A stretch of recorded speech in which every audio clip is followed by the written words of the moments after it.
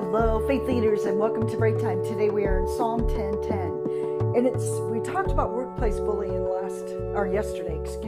I challenge you to go back and look at that, because this next verse helps us to see what the victims of a bullying look like if they win. And here's what a bully wants to do. His victims are crushed. They collapse. They fall under his strength. They want them to submit under their great strength. They're powerful. They want to almost squish like ants. They want people just to fall into place. They don't want you to feel like, they don't want you to be a threat in their life. So they want to control. They want you just to fall in line. They want you to march to their orders. They don't want you to question anything that they are doing. This is what the wicked in David's life was after him for. Just fall into line, David.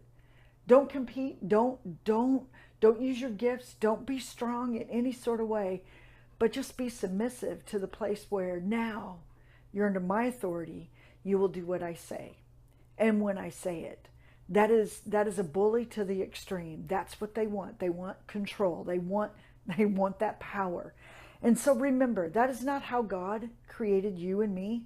He created us to be under his authority, under his power, not under the authority or power of man as almighty, as they're the ones trying to control you. God had never set us up in those kinds of relationships. Now, often what does happen is those people will creep into our lives, and God will use it for his glory. He will begin to show us maybe that we have weaknesses that God is saying, boast about your weakness. It's okay. If a bully pulls that weakness out, boast about it. It's okay. Admit it.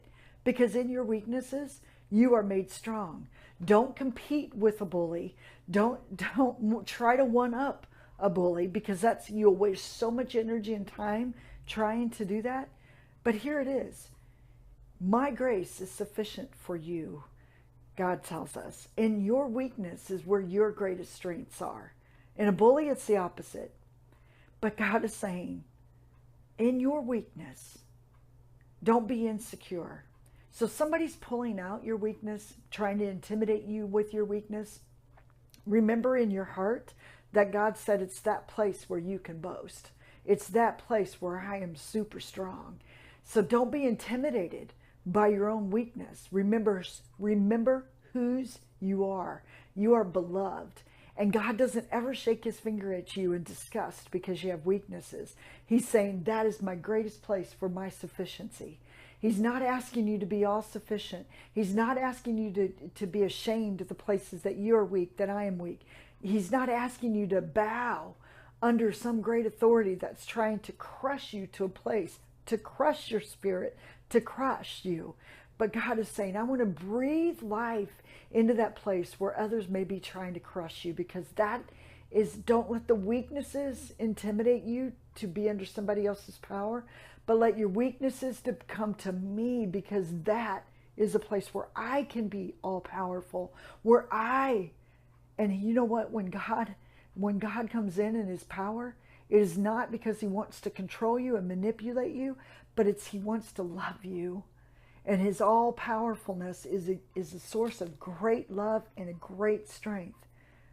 So don't be ashamed of that place of weakness. Don't bow to it under somebody else's authority, trying to intimidate you.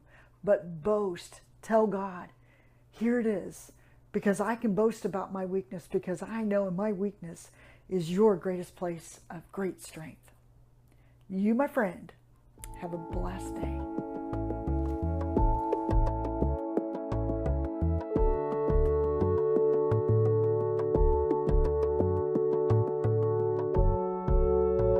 Well, my name is Sabra Dyas, and I'm the founder of Main Street Ministries, and I'm thrilled that you're watching these videos and being a part of allowing Main Street to minister to you. But know today that if you're in one of those places that you could use another listening ear, that you could use some prayer, that you could, maybe you just need someone else's eyes put on your situation, and you want to go to someone who's extremely confidential. That's us.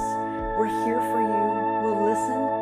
We may not have all the answers, but we can certainly point you in a direction, or maybe see something that you're missing, or maybe have some enlightenment or revelation that maybe God will speak to us. We want you to know that we're here for you.